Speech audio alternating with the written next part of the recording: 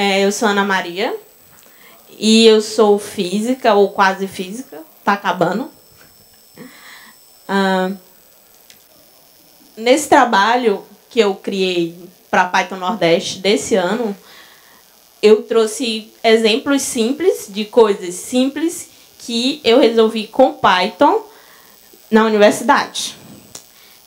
E na nossa conversa, eu vou começar falando do porquê eu precisei programar sendo física.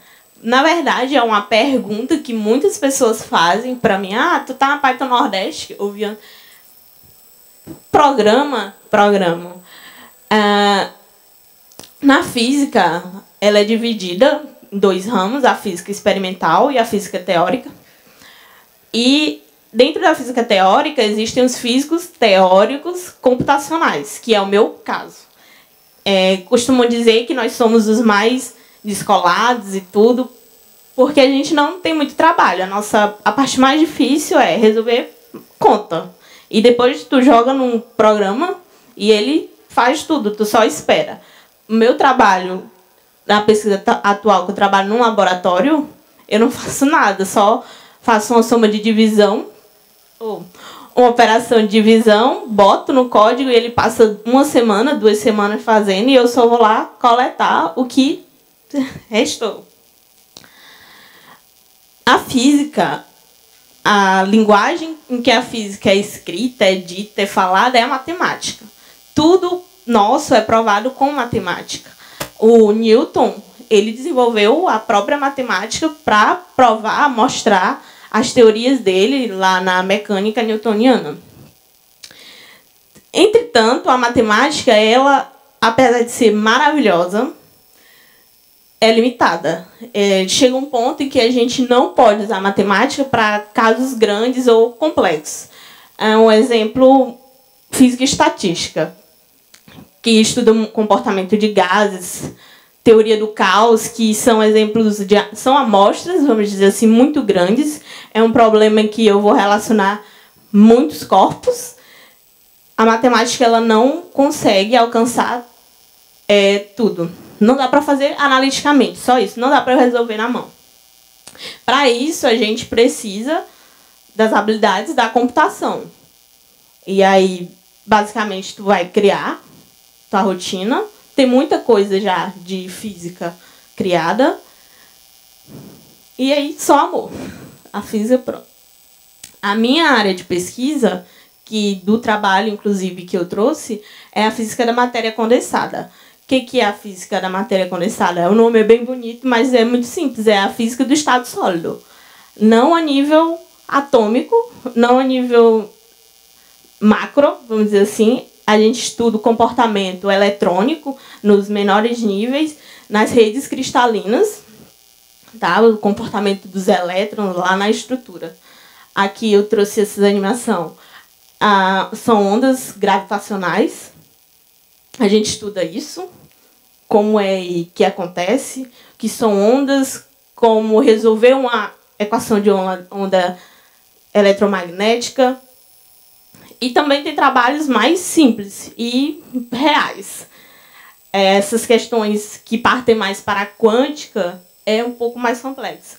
Não tem como a gente enxergar facilmente. Ali é um aquecimento de um gás, eu não sei exatamente qual gás é. E a gente também estuda isso. Também tem química, né? O meu trabalho, Ana Maria, é o estudo do comportamento de nanotubos de carbono, que são híbridos do carbono, puramente carbono, e que está em alta, porque é abundante, é barato trabalhar com ele e é maravilhoso. Carbono é maravilhoso. O que eu faço? Essas condições extremas são as condições de altas temperaturas e de altas pressões. Esse trabalho que eu finalizei recentemente, eu trabalho com altas temperaturas, até 4.800 Kelvin, por exemplo. Eu analiso como que cada nanotubo se comporta a cada variação de temperatura. No nível que eu estou agora, o meu processo foi aquecer, eu calculo a quantidade de passos, que é dinâmica molecular.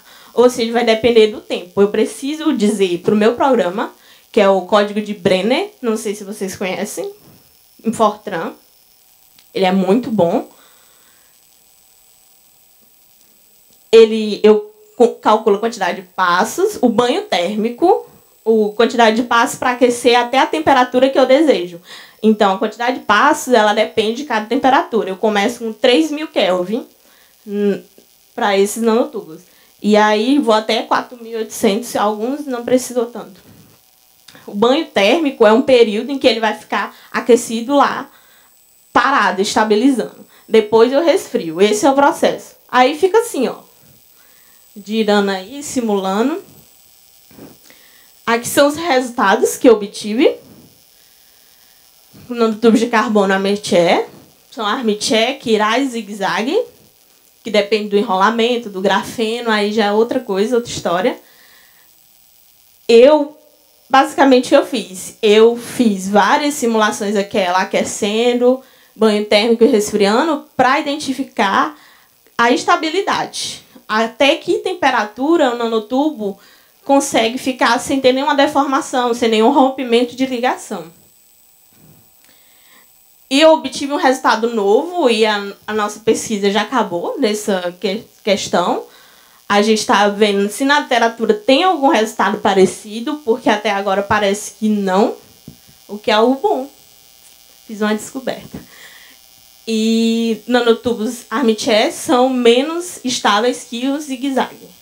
Mas a descoberta nova foi em questão de quiralidade. Eu analisei aí para diâmetros. Eu fiz nanotubos de diâmetros pequenos, comparei para cada temperatura com os grandes. E o novo são as questões de quiralidade. Que eu observei que os nanotubos zigue-zague são mais resistentes, são mais estáveis que os Armitier. Vamos ver aí se não tem. As linguagens que vocês vão, se vocês conhecerem outros físicos, vocês vão ouvir que a gente trabalha com Fortran. A nossa parte de matemática, o Fortran é muito boa. Tá? Todo mundo, Fortran é pré-histórico. Mas é muito bom, tem muita coisa já. C e C++ são as top, as usadas. E que é o meu primeiro código em Fortran. Era o MDC que eu criei. Eu fiz esse código para implementar no grafeno, para enrolar cada nanotubo que eu simulei. Então, eu criei eles, eu aqueci eles e destruí. E o Python. A busca do Python para mim surgiu quando eu entrei no PyLadies. Eu queria desenvolver mais, eu queria aprender a programar. Eu não me sentia programadora, né, até aí, não, Python. E fui atrás para eu enxergar o que eu podia fazer com Python, porque eu sou física. Então, eu não aplico web nem nada, eu sou física. E não tinha nada. Na universidade que eu estudo, a Universidade Federal do Piauí, não tinha nada. Hoje em dia já mudou um pouco, até por falar e por cobrar. Foi quando surgiu esse problema, aquisição e análise de dados em processos ópticos, que são processos ópticos com laser, luz, lentes. E é uma parte experimental. O que eu fiz foi implementar código e tudo. A parte experimental não fui eu que fiz, eu não sou uma física experimental. A gente criou um código para controlar o osciloscópio. Ele é que coleta os dados no experimento. Ele faz gráficos, ele calcula a tensão em função do tempo. E, normalmente, esse processo é feito com LabVIEW, só porque eu acho que vocês já ouviram falar que é um software para engenheiros, é muito usado nas engenharias, e aí a interface dele é essa, ele te dá os bloquinhos e tu vai criando o que tu quer. É bom? É. Mas é muito caro. Na nossa universidade nós não temos acesso a isso. Então, como é feito lá esse processo experimental, a coleta desses dados é feita manualmente. Cada gráfico, para cada análise do laser na amostra, vai lá o Claudevan, que é o cara que me ajudou no laboratório, Ele ia lá e tirava no pendrive. Só que demorava muito porque ele gerava 100 gráficos para cada vez que o laser era inserido na amostra. E cada gráfico tinha 10.000 pontos. Ou seja, demorava muito e perdia muita coisa, porque ele tinha que esperar o processo acabar, o que não é rápido. Monta toda uma mesa muito grande.